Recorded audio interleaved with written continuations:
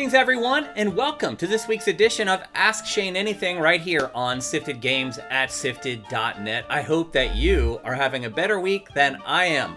I'm having one of the worst weeks that I've had in a really long time. I got kicked off. Somebody hit my car this week and didn't leave a note, and so I'm going to have to pay for the repair on my own. There's all kinds of goofy stuff going on with my landlord right now with where we stay.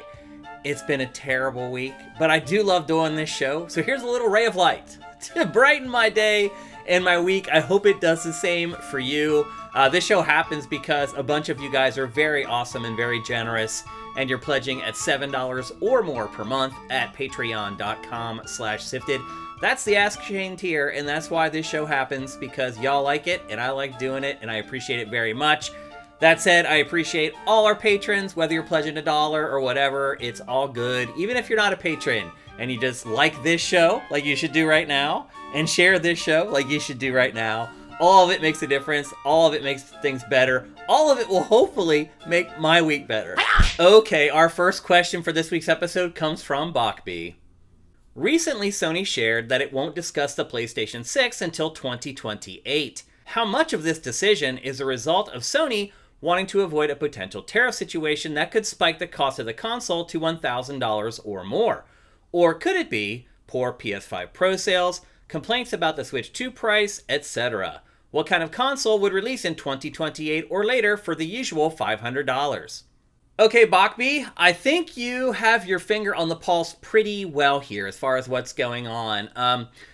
I think it is a combination of things. I don't think there's any one thing that is causing this to happen. I'll agree with you. I was pretty taken aback to find out we're not going to even learn about the PlayStation 6 until 2028. So you figure Mark Cerny does his thing, his little song and dance, his little presentation, and then it comes out like a year later? So my guess is, best case scenario, we get PlayStation 6 in early 2029. That's a long ways away, people. That's a long time for people to have to figure out whether they want to spend $700 on a PS5 Pro or not. I'll just be honest. Now that the PS5 Pro has been out there for a while, at first I wanted one. I was going to get one. Now I'm not. I'll be honest with you. Everyone I know that got one, like, not a single one of them has told me that I should get it. And just, obviously I'm just so embedded in this stuff. Looking at the footage on PS5 Pro, does it look better? Yeah.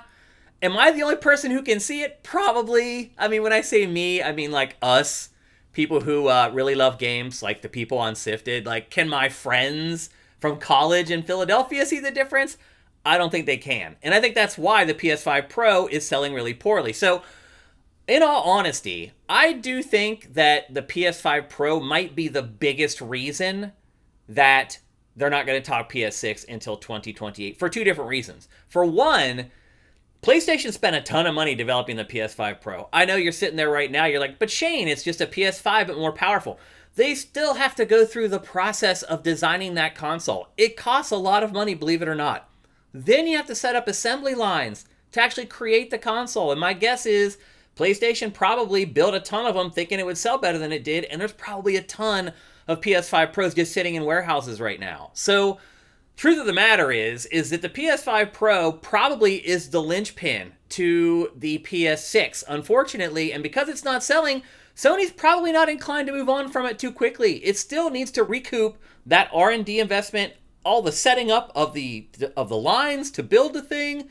That's a big investment, and so far, it is pretty much blown up in PlayStation's face. I would argue that it was way too early to launch the PlayStation 5 Pro. And I'm sure PlayStation looked at the timing of PS4 Pro, and I can understand why it thought at the time that the timing was right. However, there's a big difference with this generation. One, Sony just hasn't created a lot of great games for the base PS5. I mean, think about it. Like, what games really stand out at this point? You got Ratchet & Clank Rift Apart, the Demon's Souls remake. I mean, you got Horizon Forbidden West. There's a handful of games that actually made use of the PS5 instead of kind of straddling generations and looking a little bit better on the PS5. We didn't really have like those 4 years of just great PS5 exclusives and then transitioning to the PS5 Pro. So I get why Sony did it the way it did it, thinking that, well, we'll just look at what the PS4 Pro did. Surely we'll replicate that.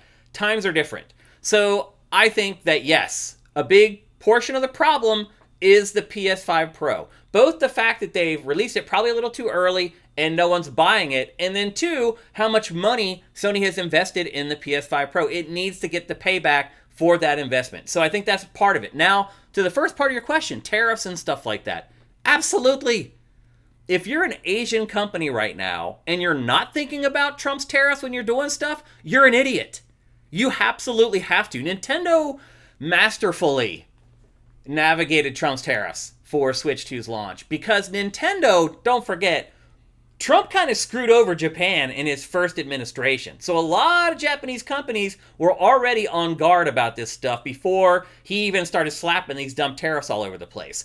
And Nintendo is smart. It started shipping Switch 2 units to America before the tariffs came in, and then it started shifting its production to Vietnam where the tariffs were cheaper. So Nintendo navigated it correctly. PlayStation's trying to do the same thing. So yes, I'm sure it looked at it and it's like, well, by the Constitution and the law, Trump should be out in 2028. Is that actually going to happen? Who knows, because these people are shredding the Constitution right now. So who knows if he's actually going to be gone. But my guess is that Sony is like, if America actually follows its Constitution and follows the law, Trump will be gone in 2028. Whoever replaces him surely will realize that tariffs are the dumbest thing ever, and they'll get rid of them. So I do think that at least plays a little bit into why they're not talking about it until 2028, because I'm guessing they're hoping that by then Trump will be gone. But here's the thing, Trump actually doesn't leave office until January of 2029. So again, going back to the beginning of my response where I said early 2029, best case scenario, more likely it's going to be mid 2029 or even more likely Q4 2029, because then, hopefully, again, if we follow the Constitution, the new administration will be in there and they're just going to wipe out those tariffs right away. Trump may have even wiped out the tariffs by then, because let me just tell you, all this stuff is about to come to roost. All the prices are starting to go up. Everything's starting to happen now. And as that starts to happen, there's going to be more pressure for him to get rid of those tariffs, which are just taxes on the American people and American companies. And so I think hopefully Trump comes to his senses, or whoever is in power over the next 3 years, hopefully we'll figure out that tariffs are stupid and they'll lift them. But I do think that PlayStation is accounting for that. Now, the final part of your question. What kind of price are we talking about for the PlayStation 6 in 2029? What kind of console can you expect for $500 at that point? And I'll just be honest with you, not much. I think probably, and I know it's hard to hear this and hard to say, probably the days of the $500 video game console are gone. And I realize it wasn't that long ago that we were saying the day of the $250 console is gone. The day of the $300 video game console is gone. The day of the $400 console is gone. Now it's the $500 console's turn. So here's what I'm saying. PlayStation 6, if it wants to be the most powerful console on the market, as Sony seems to be, that seems to be its goal in its existence, is to always have the most powerful console. If that is the case, in 2029, for $500, you won't even be able to get the equivalent of an Xbox Series S at that point for $500. So my guess is, one, there isn't going to be a console for $500. The PlayStation 6 is going to cost at least as much as the PlayStation 5 Pro, meaning $700. And more likely, like you said, if the tariffs are still a thing, inching up closer to $1,000 freaking dollars. Okay, next we have a question from OJD. Ars Technica recently reported that the next Battlefield will cost over $400 million to develop, and EA's internal goal is to acquire over 100 million players. The most players for any prior Battlefield game is around 30 million. Is this game going to crash and burn based on EA's expectations? Might this goal be beyond even Vince Zampella? Oh man, Fortnite has really ruined the industry, NeoJD. I mean, that's what's happening here, is that EA is looking at the player base of Fortnite, and it's saying, okay, Fortnite, and I can't believe this, but Fortnite has like over 100 million monthly unique players. That's just crazy. Way more than 100 million, actually. And I'm sure EA is looking at that and saying, well, if Fortnite can do it, why can't we? And I'm going to tell you why you can't do it. Because you're going to charge people for the next Battlefield game. There is no other game that a publisher has charged full price for, and I'll say full price, $60 or more, that has hit 100 million players other than Grand Theft Auto 5. And Wii Sports was packed in. There's a couple exceptions, but paid games never, ever hit that milestone. They just don't. So EA is, you're right, there's a whole lot of hubris going on at EA right now. Here's the other thing, though. It knows better than anybody how good the next Battlefield is. Now, they've been pretty transparent. While developing Battlefield, they have this new early access program where they're letting people play it, and footage is leaking out, and it looks good, I guess. It doesn't look mind-blowing or anything unique. Maybe there's some secret feature about it that nobody knows about yet that hasn't been in those early access things. I don't know. But EA does know better than anyone how good the game is. So let's just assume that EA is like, man, this is going to blow people's doors off. This is Vince Zampella's first Battlefield. People are going to flock to it. They're going to think it's the next coming of Call of Duty 4, Modern Warfare. Even if that happens, there's never been a Call of Duty that has sold 100 million units. And let's be honest here, Battlefield is the pesky little brother of Call of Duty. It is perpetually trying to live up to Call of Duty, and it never has, and it never will. Call of Duty is lucky at this point with Game Pass to sell 25 million units. How do you get another 75 from the next Battlefield? It is insanity. I honestly question the validity of this report from Ars Technica. I hate to say it. They did a great job reporting on this. It was a really good story, but I don't know. It really sounds like that's a disgruntled employee just kind of spouting off, because the other thing about that Ars Technica article was the bulk of it really was about how the developers there are burnt out, and they've been working these crazy long hours, and they've had to take leave for mental health issues. And I just wonder if that number's coming from some disgruntled employee who's sick of working 70-hour weeks and not having any weekends off. I don't know. It sounds insane to me. It, like, obviously it did to you. That's why you asked the question. Like, it's just crazy. Even if this Battlefield is the best ever, and by leaps and bounds the best ever, and even if it's better than Black Ops 7 this year, and I don't think it is coming out this year, I think it's probably coming out in March or something of next year, but if it is better than the latest Call of Duty, I still think best case scenario you could ever hope for in a million years is 50 million players. And to answer the end of your question, is this a goal that even an amazing developer like Vince Zampella can't reach? Yeah, yes. And I'm sure Vince, even if that goal isn't legit, I'm sure Vince seeing that goal be put out in public was like, no, because even if that isn't the real expectations, that now becomes the external expectations from people like us. So that article, what an eye-opener it was, but honestly, if EA really believes that, it is absolutely delusional. Okay, next up we have a question from Kevin. What is the most unnecessary sequel we have ever received? It can be either a game or a movie. Oh, man. I'm going to stick with games on this one. We are a gaming website, and I'll just be honest with you, I'm far better versed in games than I am in film, and I don't prepare for these. I just kind of answer these off the top of my head. So let's see. I'm going to name a few, and then I'll pick the one I think is the biggest one, at least for me personally. One I can think of right off the top of my head is Crackdown 3. Did we need Crackdown 3 after Crackdown 2? Did we need Crackdown 2 after Crackdown 1? There is nothing unique or interesting about the Crackdown franchise. Nothing. It is just this generic, open world kind of beat 'em up thing. I've never resonated with Crackdown. The first Crackdown, for whatever reason, really had like this dedicated, almost like cult audience. And then the second game wasn't great. And I feel like a lot of people figured out, like, I probably shouldn't have liked the first Crackdown. And then the third one came out, and just no one cared. Even though it was supposed to have this weird, like, streaming tech or whatever that nobody cared about. Because all anyone cares about is if the game is good. So Crackdown 3, definitely a sequel that never should have happened. The next one off the top of my head that I can think of is Mass Effect Andromeda. I actually really like Mass Effect Andromeda as its own game.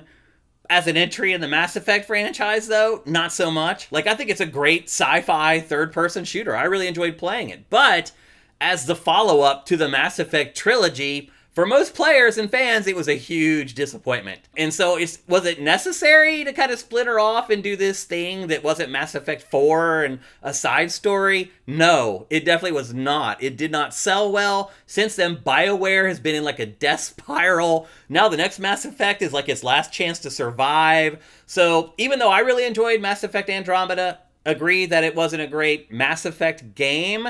Even though I enjoyed it, I can understand why people are like, that is one of the most unnecessary sequels ever. So I can definitely get it. Right off the top of my mind, because of what we've just talked about on Game Face this week with Tony Hawk's Pro Skater 3, is Tony Hawk Ride. That was the Tony Hawk game that had the fake plastic skateboard peripheral that didn't work at all. It was awful. The game was awful. Everything about it was awful. Probably the most entertainment that I have received from that game is seeing real skateboarders take that peripheral and install trucks and wheels on it and actually go out and skate with it to see how durable it is and how long it'll last. Surprisingly, it's pretty durable. Unfortunately, the game sucked, and it kind of killed the Tony Hawk franchise for like a decade. You can't give that game away. Somehow I ended up with like 2 copies, sealed copies of that sitting in my closet. You can't even give it away. So Tony Hawk Ride, definitely another one. And then there's Knack 2. Did anybody want Knack 2 other than Mark Cerny? That's the only reason Knack 2 exists, is because of Mark Cerny, the head of PlayStation Hardware. It's his baby, it's his little franchise, and I feel like they just keep throwing bones to him. They're like, hey, all right, we'll let you make another Knack. And really, those games are kind of like tech demos for PlayStation Hardware. They're not really great games. In fact, they're really bad games, in all honesty. So Knack would be one of them. Going back a little bit further, do you remember that franchise for the Wii called Red Steel? I think it was from Ubisoft. It was like supposed to be like a hacker slasher game with motion controls. They made a Red Steel 2. I don't know if you know that or not. Red Steel 2 is the thing. It exists, and it flopped miserably. And no one really cared about the first game. I think the first Red Steel, it was either a launch game or shortly after launch. And so maybe people were like, maybe people bought it just because there wasn't much to play. And maybe that fooled people into thinking that folks wanted a sequel. Nobody did, and it did not sell. So Red Steel 2 would be another one. And then finally, and I think this is my winner personally. You guys can pick from any of the ones that I just chose. But I think my winner probably is Banjo-Kazooie Nuts and Bolts.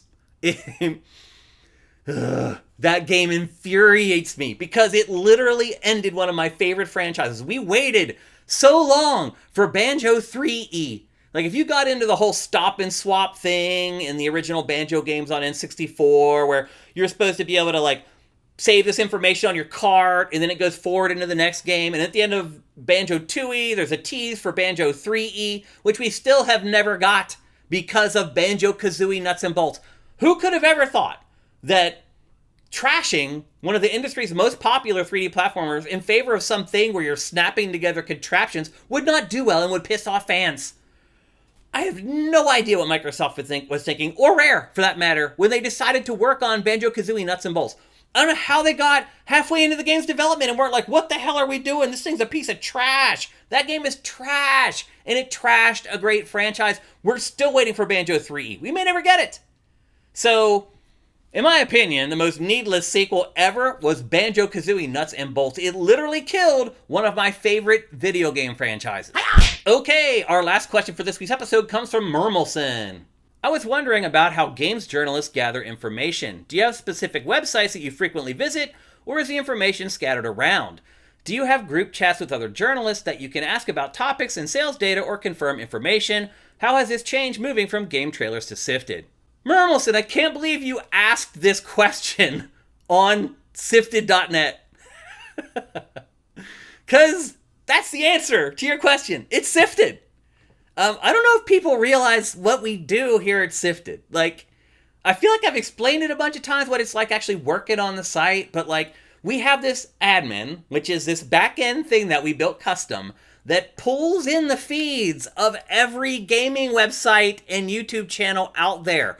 And it creates this long chronological list of content that they've all published. And we select the best stuff, the first stuff. Another thing that we do on Sifted that you won't get if you're out there just using YouTube or social media for game news is rewarding the people who report the stuff first. We do that on Sifted. We find the first website, publication, whatever, to report something, and that's what we curate, and they get the love for it instead of you finding a re-report by some other website that actually didn't do the reporting and didn't write the story, and you're on social media and you're like, tap, and you just gave your ad view, your impressions to somebody who did none of the work. So that's one thing we do at Sifted is we make sure the people who actually do the work get rewarded for it. But we look at everything. I look at everything every day, and I can see it in order of what is published. And we are how people should be gathering information. I'll be honest with you, using like the IGN page on Sifted is way better than going to IGN.com. It's way faster to sort by content types and stuff. Like, it's Sifted. And here's the thing, it is Sifted. Now, I realize we don't have like a gigantic audience, definitely not the audience that our site deserves, for sure. However, I can tell that all the news editors at every website use Sifted to gather news because I just watch it. So, as I said, we have this rundown in our admin that just shows everything published in order. And so, once we add something to Sifted, I can watch our admin and I can start seeing all the websites that picked up on it. Even some of them will even like share a little, like use the same parts of blurbs that we wrote or use the same angle for their strapline that we use in our blurb. For somebody who does this every day like I do, it is very easy to see. IGN's news editor, GameSpot's news editor, almost all of them are using Sifted all day to gather news. And they should, because we are the most thorough news gathering source for video game news on the internet. There is no comparison. And best of all, you can tell us what you care about and you get a custom feed of it. So everybody should be using Sifted to gather news, and most people are, as far as like people who get paid to gather news, they're using Sifted, which should show you why you should be using Sifted if you're not. Anyway, it's Sifted. That's the answer. How has gathering information changed? It really hasn't. You still go and look at a bunch of websites, try to figure out what's reliable, what's not. I fear now a lot of people are just using that AI synopsis that pops up at the top of Google now, which is going to kill websites, by the way, because all that is doing is just going and just grabbing all the sites, the results, and just creating a synopsis out of the results. So now you no longer go to the people who actually reported the stuff.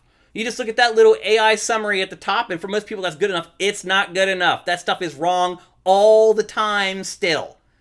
So I hope that news editors are not using that to gather news, because they're going to get burned someday real bad by it. My guess is most of them probably are not, because they're all using Sifted. So yeah, to answer your question, yeah, I see every website, every story that every gaming website publishes, I see every single one. So yeah, that's how I gather news information. I'm very lucky. I have a resource in Michael Pachter that I can reach out to. A lot of times, if I can't find information, I just reach out to him and he's like, I talked to somebody about that yesterday or last week or last month or whatever, and I can tell you exactly what's going on. So it's all that. It's using the internet, it's using YouTube, it's using any search engine you can, it's using social media, it's using your personal contacts. In that way, reporting really hasn't changed all that much across all these years. All right, that's going to do it for this week's edition of Ask Shane Anything. Again, I hope all of you are having a much better week than I am. I'm having an absolutely terrible week.